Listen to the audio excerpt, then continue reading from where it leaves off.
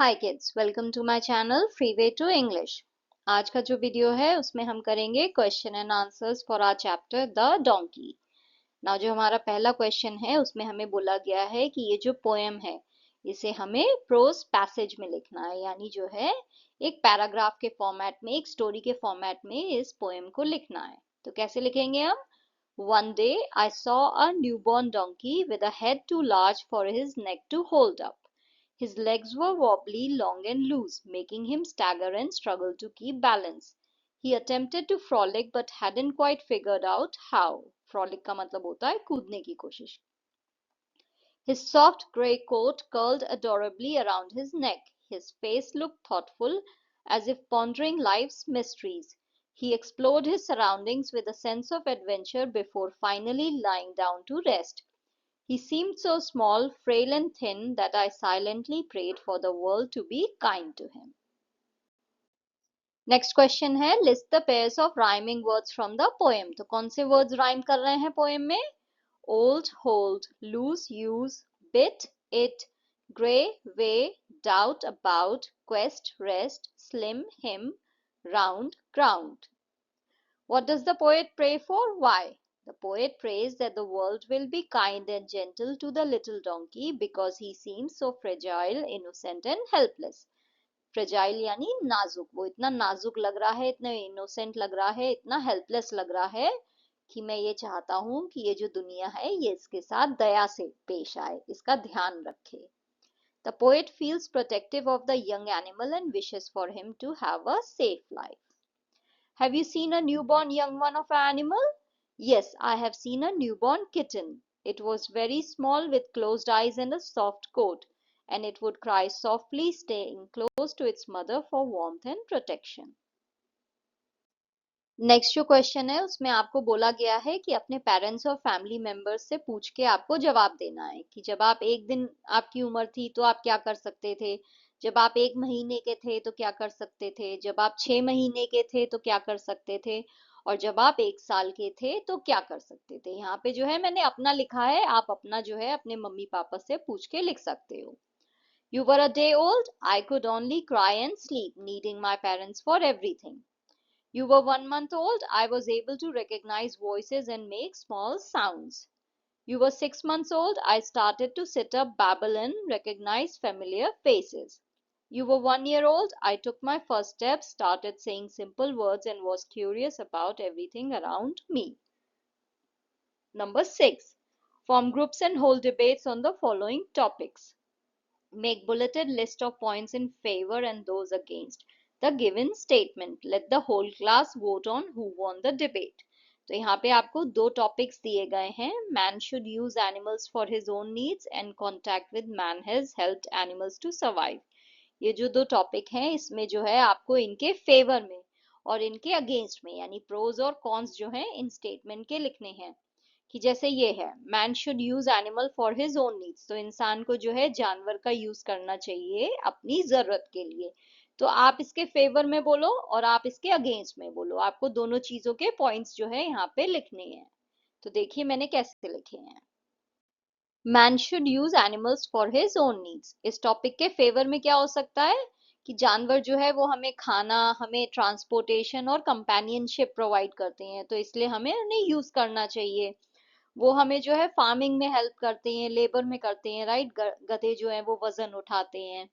Domesticated animals can help with research and medical advancement, जो पालतू जानवर हैं वो रिसर्च में, मेडिसिन में हेल्प कर सकते हैं, उनके ऊपर आप रिसर्च कर सकते हो। नाउ सेम टॉपिक के अगेंस्ट में आप क्या कह सकते हो?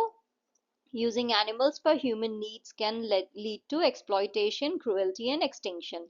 अगर आप जानवरों का इस्तेमाल जो है हमारी इंसान की जरूरत के लिए करोगे तो उससे जो है उनका एक्सप्लॉयटेशन हो सकता है, ये क्रूअल्टी भी है, और इससे वो गायब भी हो सकते हैं, राइट। आप कुछ ज्यादा ही करोगे, आप मार दोगे सबको, फिर आप उन्हें एक्सप्लॉइट कर रहे हो, कहीं ना कहीं आप उनके ऊपर जो है जुल्म कर रहे हो, आप उन्हें मार पीट रहे हो, या फिर आप अगर उनके ऊपर एक्सपेरिमेंट कर रहे हो तो उन्हें दर्द भी हो रहा है, राइट।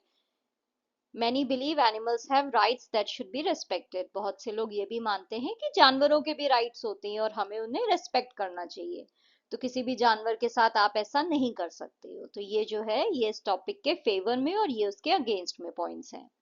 नेक्स्ट टॉपिक है हमारा contact with man has helped animals to survive.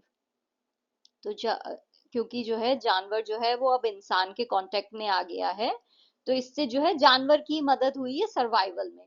क्योंकि बहुत से पुराने जानवर हैं जैसे डायनासोर वगैरह वो एक्सटिंक्ट हो गए, बट आज के टाइम में क्योंकि हम जो है जानवरों के साथ कांटेक्ट में आ गए हैं, तो हम उनकी कहीं ना कहीं मदद भी कर रहे हैं उनके सर्वाइवल में। तो इस टॉपिक के फेवर में आप क्या कह सकते हो, humans provide shelter protection and veterinary care to animals.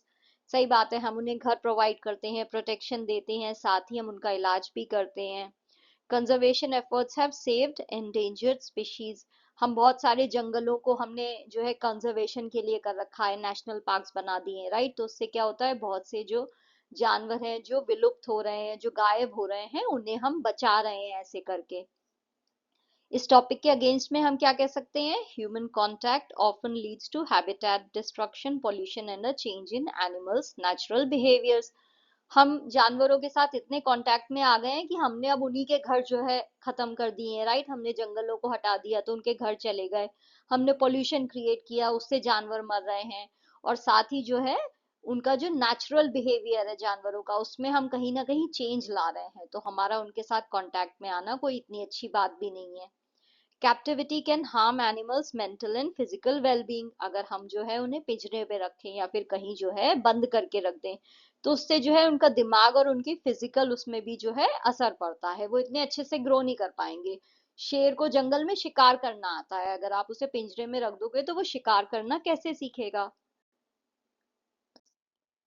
Next है find what the young ones of the following animals are called. तो ये जो जानवर हैं इनके बेबीज को क्या कहा जाता है। डोंकी का है फोल, शीप के बेबी को कहते हैं लैम, आउल आउलेट, हॉर्स का भी फोल होता है, लैम तो बेबी ही होता है, तो लैम का जो बड़ा है वो शीप होगा, बट लैम जो है वो शीप के बेबी को कहते हैं। स्वान का होगा सिग्नेट, लॉयन का होगा कब, काउ का काफ, ईगल का ईगलेट, टाइगर का कब, पिग का पिगलेट, डक का डकलिंग, एलिफेंट का काफ, व्हेल का काफ एंड पीकॉक का पीचिक। नेक्स्ट आपको ये लाइंस को कंप्लीट करना है। तो he was too shy to speak up in the crowd, उसे इतनी शर्म आती थी कि वो जो है क्राउड के सामने बोल नहीं पा रहा था। She was too proud to admit her mistake, उसे इतना घमंड था कि वो अपनी गलती नहीं मान पा रही थी। They were too tired to go to the party, we are too busy to take a vacation, he was too lazy to finish his homework. Write a conversation between a donkey and a dog, a donkey and a horse, a donkey and a schoolboy. तो इन लोगों के बीच में आपको conversation लिखनी है, तो यहाँ पे मैंने थोड़ी थोड़ी दी है, आप इसे जो है और आगे भी बढ़ा सकते हो। डोंकी एंड डॉग के बीच में क्या होगा, hi there dog, why do humans love you so much. तो डॉग कहेगा, oh I think it's because I am loyal and always stay by their side, how about you. Well, I carry heavy loads for them. I guess we are both helpful in our own way. Next, donkey और horse के बीच में क्या बात होगी? Donkey, you are so fast and graceful. I wish I could run like you. Horse, thank you, but you are very strong and can carry heavy things. We are both important to humans. A donkey and a schoolboy? Schoolboy, hey donkey, you look tired. Donkey, I am. I've been carrying things all day. How was school? Schoolboy, it was tiring too, but I guess we both have our duties, right? Donkey, yes, but I hope you get some rest too. If you saw someone abusing an animal, what would you do? Write about it in 5 lines. तो अगर आपने देखा कि कोई जो है किसी जानवर के साथ कुछ गलत कर रहा हो, उसे अब्यूज कर रहा हो, यानी उसको जो है परेशान कर रहा हो, मार रहा हो, पीट रहा हो, कुछ भी उसके साथ गलत कर रहा हो, तो आप क्या करोगे। तो वो चीज का आपको यहाँ पे आंसर देना है 5 लाइन्स में। तो अगर मैंने देखा कि कोई जो है किसी एनिमल के साथ कुछ गलत कर रहा है, तो मैं जो है उनको बोलूंगी कि आपको ये नहीं करना चाहिए, रुक जाओ, ये जानवर को भी पेन फील होता है जैसे हमें होता है, तो अगर हमें दर्द होता है तो जानवर को भी होता है। फिर मैं जो हूँ ये इंसिडेंट जो है किसी बड़े को भी बताऊंगी, क्योंकि मैं खुद कुछ नहीं कर सकती हूँ, बट मैं किसी बड़े को बता दूंगी। और साथ ही जो है एनिमल वेलफेयर ऑर्गेनाइजेशन है उन्हें भी बताने की कोशिश करूंगी, नहीं तो मैं बड़ों को बोल दूंगी कि आप बता दो। If possible I would comfort the animal and see if it needed any help. तो अगर जानवर को कुछ मदद चाहिए, उसे दर्द हो रहा है, खून बह रहा है, तो मैं उसकी मदद करने की कोशिश करूंगी।